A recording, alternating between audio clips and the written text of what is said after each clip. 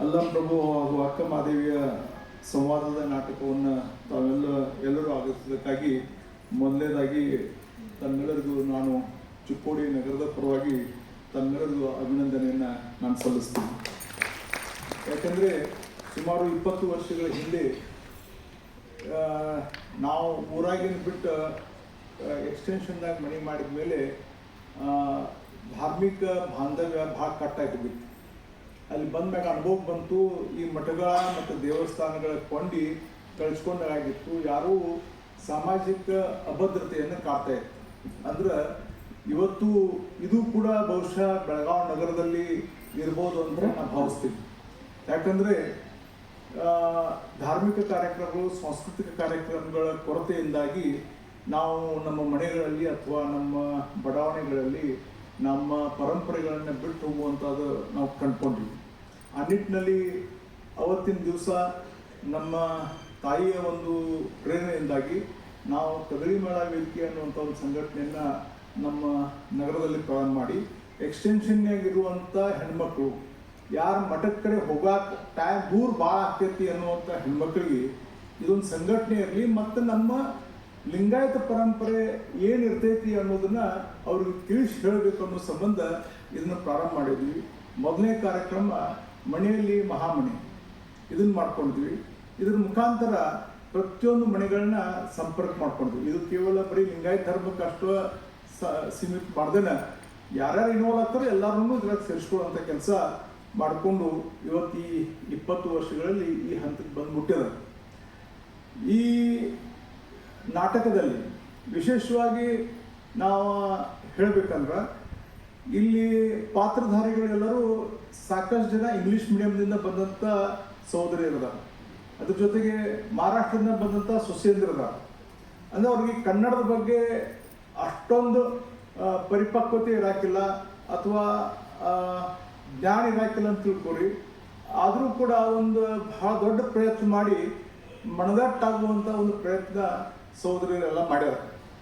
ಅದಕ್ಕೆ ಆ ನ್ಯೂನ್ಯತೆಗಳನ್ನ ಎತ್ತಿ ಹಿಡಿದನ ಆ ಭಾವವನ್ನು ಅರ್ಥ ಮಾಡಿಕೊಂಡು ತಾವು ಅವರ ಕಲೆಯನ್ನು ಮನ್ನಿಸ್ಬೇಕಂಥೇಳಿ ನಾನು ಆ ಎಲ್ಲ ಸಹೋದರಿಯರ ಕಲಾವಿದರ ಪರವಾಗಿ ತಮ್ಮಲ್ಲಿ ವಿನಂತಿ ಮಾಡ್ಕೋತೀನಿ. ಯಾಕಂದರೆ ಇದಕ್ಕೆ ನಮಗೆಲ್ಲ ಮೂಲ ಪ್ರೇರಣೆ ಅಂದ್ರೆ ಡಾಕ್ಟರ್ ದಯಾನಂದ ಮೂಲೆಯವರು. ಅಂದ್ರೆ ಯಾವ ವಚನಗಳನ್ನು ತಗೋಬೇಕು ಅಥವಾ ಯಾವ ಇವ್ರನ್ನ ತಗೋಬೇಕು ಅನ್ನೋದ್ರ ಬಗ್ಗೆ ಸಾಕಷ್ಟು ಮಾಹಿತಿ ಕೊಟ್ಟರು. ಯಾವ ಮಠಾಧೀಶರು ಅಥವಾ ಯಾವ ಗ್ರಂಥಾಲಯ ಅಥವಾ ಯಾವ ಕೋಶದಲ್ಲಿ ಸಹ ಸಿಗದಂಥ ಸಾಕಷ್ಟು ವಚನಗಳನ್ನು ಸಂಗ್ರಹಣೆ ಮಾಡಿದಂಥ ವ್ಯಕ್ತಿ ಯಾರಾದರೂ ನಮ್ಮ ಉತ್ತರ ಕರ್ನಾಟಕದಲ್ಲಿದ್ದರೆ ಅದು ಡಾಕ್ಟರ್ ದಯಾನಂದ ಮೂಲೆ. ಯಾಕಂದ್ರೆ ನಿಮ್ಗೆ ಆಶ್ಚರ್ಯ ಅನಿಸ್ಬೋದು, ಯಾವ ಮಠಾಧೀಶರು ಬರಲಾರ್ದಂಥ 2 ದೊಡ್ಡ ಬುಕ್ ಅವ್ರು ಬರ್ತಾರೆ. ಬಹುಶಃ ಅದನ್ನ ನೋಡ್ರೆ ಮಠಾಧೀಶರಿಗೆ ಅಸೂಯೆ ಆಗೋ ಅಷ್ಟು ಸ್ವಚ್ಛವಾಗಿ ಬರ್ತಾರೆ. 12ನೇ ಶತಮಾನದೊಳಗೆ ಆಗಿ ಹೋದಂಥ ಶಿವಶರಣರು ಬರೆದಂಥ ಅಥವಾ ಕಲ್ಯಾಣ ಕ್ರಾಂತಿ ಬಗ್ಗೆ ನೀವು ಅದನ್ನು ಗ್ರಂಥ ಸರಿ ಓದಿದ್ದಾದ್ರೆ ರೋಮಾಂಚನಕ್ಕೆ ಒಳಗಾಗಲಾರ ನೀವು ಹೇಳಿದ್ದು ಕೇಳ್ತೇನೆ. ಅಷ್ಟು ಚೆನ್ನಾಗಿ ಬರ್ತಾರೆ ಡಾಕ್ಟರು. ಅದನ್ನು ಮುಂದಿನ ದಿನಗಳಲ್ಲಿ ಅದನ್ನು ಕೂಡ ಅಳವಡಿಸಿಕೊಂಡು ಯಾವ ರೀತಿ ಪಾತ್ರಗಳನ್ನು ನಾವು ನಿರ್ವಹಿಸ್ಬೋದು ಅನ್ನೋದ್ರ ಬಗ್ಗೆ ಅದನ್ನು ಚಿಂತನೆ ಪ್ರಾರಂಭ ಆಗಿದೆ. ಅದನ್ನು ಕೂಡ ಮಾಡ್ತೀವಿ. 12ನೇ ಶತಮಾನದಲ್ಲಿ ನಡೆದಂಥ ಈ ಘಟನಾವಳಿಯನ್ನು ಯಾವ ರೀತಿ ರೂಪಕದಲ್ಲಿ ತಂದು ಅದನ್ನು ಪ್ರದರ್ಶನ ಮಾಡಬೇಕು ಅನ್ನೋದು ಇದು ಒಂದು ಸವಾಲಿನ ವಿಷಯವಾಗಿತ್ತು.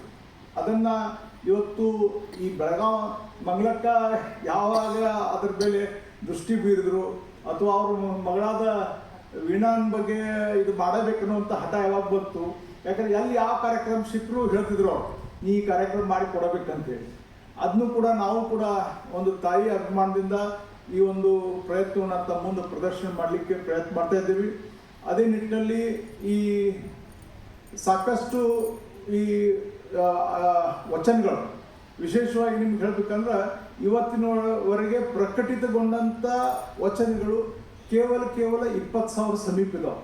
ರೂಪಾಯಿಗಳಿಗೆ ಇದ್ರ ಬಗ್ಗೆ ಮಾಹಿತಿ ಇರ್ಬೋದು. ಆದರೆ 1,75,000 ಮೇಲ್ಪಟ್ಟು ವಚನಗಳು ಇನ್ನೂ ನಮ್ಮ ಪಳುವಿಕೆ ಒಳಗೆ ಎಲ್ಲೆಲ್ಲೋ ಅದಾವೆ. ಅಂದರೆ ಬಹುಶಃ ಈ ಮಠಾಧೀಶರು ಸ್ವಲ್ಪ ದೊಡ್ಡ ಮನಸ್ಸು ಮಾಡಿ ತಮ್ಮ ಗುರುಮಠದಾಗಿರುವಂಥ ಗದ್ಗೀಜರಿ ಎಲ್ಲರ ಕೈ ಹಚ್ಚಾಕೋದು ಕೊಟ್ರಂದ್ರೆ ಬಹುಶಃ ವಚನಗಳು ಹೊರಗೆ ಬರ್ತಾವು ಅನ್ನುವಂಥ ಭಾವನೆ ನಂದು ವೈಯಕ್ತಿಕವಾಗಿ ಆಗೈತೆ.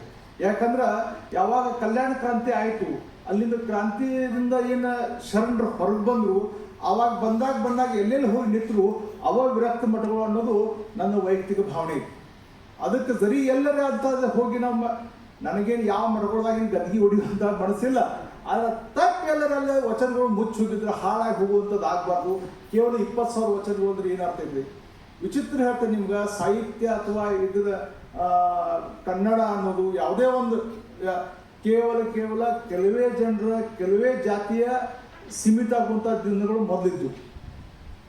ನಿಮ್ಗೆ ಆಶ್ಚರ್ಯ ಅನಿಸ್ಬೋದು, ಹರಳಯ್ಯನಂತ ಇಂಥ ದೊಡ್ಡ ವ್ಯಕ್ತಿತ್ವ ಒಂದೂ ವಚನ ಇಲ್ಲ ಇವತ್ತು.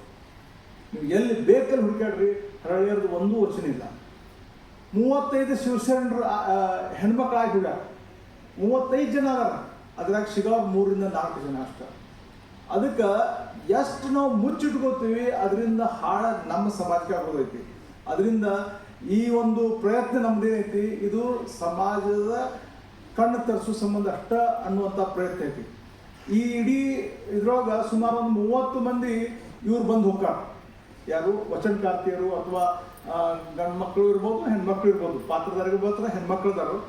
ಆದ್ರೆ ಆ ವಚನಗಳನ್ನ ನಾವು ಕೂಡಿಸ್ಬೇಕಾದ್ರೂ ಸಾಕಷ್ಟು ತ್ರಾಸು ತೊಗೊಂಡು ಮಾಡಿದವು ಅವೆಲ್ಲ ಹುಡುಗರು.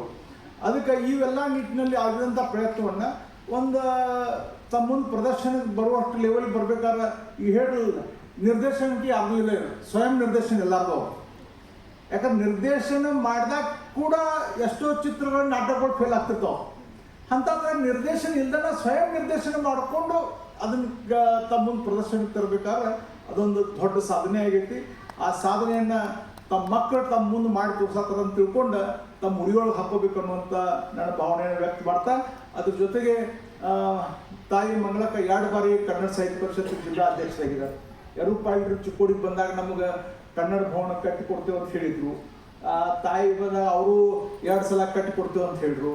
ನಾವು ಈ ಹೆಂಗೈತಂದ್ರೆ ಕನ್ನಡ ಮತ್ತು ಇದನ್ನ ಕನ್ನಡ ಸಾಹಿತ್ಯ ಪರಿಷತ್ ಹೋದ್ರೆ ಬರೀ ಬೆಳಗಾವಿ ನಗರ ಕಟ್ಟ ಸೀಮಿತ ಅಲ್ಲ, ಮತ್ತು ಬಾರ್ಡ್ರ್ ಅಂದ್ರೆ ಬರೀ ಬೆಳಗಾವಿ ಅಲ್ಲ, ಗಡಿ ಪ್ರದೇಶ ಅಂದ್ರೆ ಬರೀ ಬೆಳಗಾವಿ ನಗರದ್ದು ಅಲ್ಲ.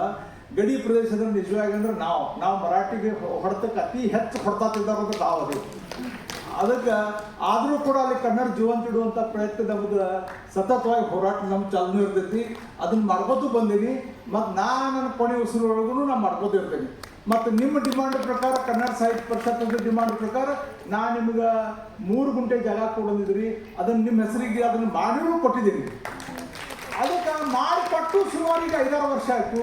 ಅದಕ್ಕೆ ನಿಮ್ಮ 3 ಮಂದಿದ ಬಹುಶಃ 12 ವರ್ಷಗಳು ಮುಗಿದು. ಅದಕ್ಕೆ ದಯವಿಟ್ಟು ಇನ್ನರೇ ಚಿಕ್ಕೋಡಿ ಮ್ಯಾಗ ಪ್ರಭಾಕರ್ ಪುರ 50 ಲಕ್ಷ ರೂಪಾಯಿ ಕೊಟ್ಟಿರ್ತಾರೆ. ಮತ್ತು ನೀವು ಸಾಹಿತ್ಯ ಪರಿಷತ್ತಿಂದ ಒಂದು 20 ಲಕ್ಷ ರೂಪಾಯಿ ಕೊಡ್ರಿ, ನಾವು ವೈಯಕ್ತಿಕವಾಗಿ ನಾವೊಂದು 10 ಲಕ್ಷ ರೂಪಾಯಿ ಕೊಡ್ತೀವಿ. ಈ ಥರ ಅಂತಂದ್ರೆ ಯಾಕೆ ಸಾಧ್ಯ ಇಲ್ಲ. ಇದಕ್ಕಿಂತ ಸಣ್ಣವರೇ ನಮ್ಮ ಊರಾಗ ನಾ ಕಟ್ತೀನಿ ಅಂತಂದ್ರೆ ಒಂದು ಅಭಿಲಾಷೆ ವ್ಯಕ್ತ ಮಾಡ್ತೀನಿ. ನೀವು ನವೆಂಬರ್ 25 ನಿಮ್ಮ ಕಾರ್ಯಕ್ರಮ ನಿಮ್ಮ ಪೀರಿಯಡ್ ಮುಗಿದೈತೆ ಅಂತ ಹೇಳಾಕ್ತೀರಿ. ನಿಮ್ಮ ಪೀರಿಯಡ್ ಮುಗಿಯೋಕ್ಕಿಂತ ಮೊದಲು ಅದಕ್ಕೆ ಅಡಿಗಲ್ ಹಾಕ್ರಿ. ಅದಕ್ಕೆ ಉದ್ಘಾಟನೆ ನಿಮ್ಮನ್ನ ಕರೆಸ್ತೀನಿ ಮತ್ತು ನಿಮ್ಮ ಹೆಸರು ಬೇಕಾದ್ರೆ ಹಿಡ್ಕೊಂಡು ಅದಕ್ಕೆ ದಯವಿಟ್ಟು ಅದನ್ನು ಮಾಡಿರಿ ಅನ್ನೋದು. ನಾ ಕಾರ್ಯಕ್ರಮ ಈ ನಮ್ಮ ಊರಾಗೆ ಹೆಣ್ಮಕ್ಳು ಕಾರ್ಯಕ್ರಮ ಮಾಡ್ತಿದ್ರೆ ನಾ ಆ ಕಾರ್ಯಕ್ರಮ ಅಕ್ಕಾರ ಅಂದ್ರೆ ನಾ ಬಾಡಕ್ಕೆ ಕೊಟ್ಟೀನಿ, ನಾನು ನೋಡಕ್ಕೆ ಹೋಗಿಡತ್ತೆ. ನಾನು ನೋಡಕ್ಕೆ ಬಂದಿದ್ದೆ ಫಸ್ಟ್ ಟೈಮ್ ಅವ್ರು. ನಾ ಎಂದೂ ಅವ್ರ ಕಾರ್ಯಕ್ರಮ ಅಟೆಂಡ್ ಆಗಂಗಿಲ್ಲ. ಅದಕ್ಕೆ ಅಲ್ಲ ಖರೆ ಇನ್ನ ನಾವು ಅಲ್ಲ ಮಂಜೂರು ಆಗೈತಿ. ನಾವು ಜಾಗ ಕೊಟ್ಟು 6 ವರ್ಷ ಆತ್ರಿ.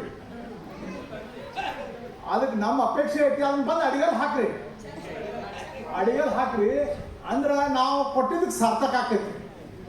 ಅಂದ್ರೆ ನೀವು 25 ಲಕ್ಷ ರೂಪಾಯಿ ಕೊಟ್ರಂದ್ರೆ ನಾವು ಅಲ್ಲಿ ಕನ್ನಡ ಮನಸ್ಸುಗಳು ಏನದಾವಣ ಹುಡ್ಕಾಡ್ಕೊತ ಹೋಗಿ ಆಯ್ತು. ಬಂದಿತ್ತಂದ್ರೆ ಭಾಳ ಚಲೋ ರೀ, ಅದಕ್ಕೆ ಜರಿ ಬಂದೈತಂದ್ರೆ ನೀವು ಬಂದೈತಂತ ಹೇಳಿ ನಂಬ್ತೀನಿ. ನಮ್ಮ ಕನ್ನಡ ಸಾಹಿತ್ಯ ತಾಲೂಕಾ ಘಟಕ ಪರವಾಗಿ ನಿಮ್ಗೆ ಅಭಿನಂದನೆಗಳನ್ನು ಸಲ್ಲಿಸ್ತೀನಿ. ಅದಕ್ಕೆ ಇಂಥ ಒಂದು ಪ್ರಯತ್ನ ಈ ವಚನ ಸಾಹಿತ್ಯದ ಬಗ್ಗೆ ಅಥವಾ ಮತ್ತು ಕನ್ನಡ ಮತ್ತು ವಚನ ಸಾಹಿತ್ಯ, ಕನ್ನಡ ಸಾಹಿತ್ಯ ಎಲ್ಲರೂ ಓದಿತ್ತಂದ್ರೆ ಅದು ಕೇವಲ ವಚನ ಸಾಹಿತ್ಯದ ಮುಖಾಂತರ ಮಾತ್ರ ಉಳಿದೈತಿ. ಇಲ್ಲರ ಕನ್ನಡ ಸಾಹಿತ್ಯಕ್ಕೆ ಯಾವುದೇ ಬೆಲೆ ಇಲ್ಲ ಅನ್ನುವಂಥದ್ದು ನನ್ನ ವೈಯಕ್ತಿಕ ಅಭಿಪ್ರಾಯ. ಆ ನಿಟ್ಟಿನಲ್ಲಿ ಇವತ್ತು ಕನ್ನಡ ಸಾಹಿತ್ಯ ಪರಿಷತ್ತು ಇವತ್ತು ವಚನ ಸಾಹಿತ್ಯವನ್ನು ಕೂಡ ತಾವು ಒಂದು ಅವಕಾಶ ಕೊಟ್ಟಿದೆ. ಅದಕ್ಕೆ ಕನ್ನಡ ಸಾಹಿತ್ಯ ಇನ್ನೂ ಶ್ರೀಮಂತ ಆಗ್ತೈತಿ ಇದರಿಂದ ಅನ್ನುವಂಥ ನನ್ನ ಭಾವನೆಯನ್ನು ವ್ಯಕ್ತ ಮಾಡಿ ನನ್ನ ಎರಡು ಮಾತುಗಳು ಇವರು. ಜೈ ಹಿಂದ್, ಜೈ ಕರ್ನಾಟಕ.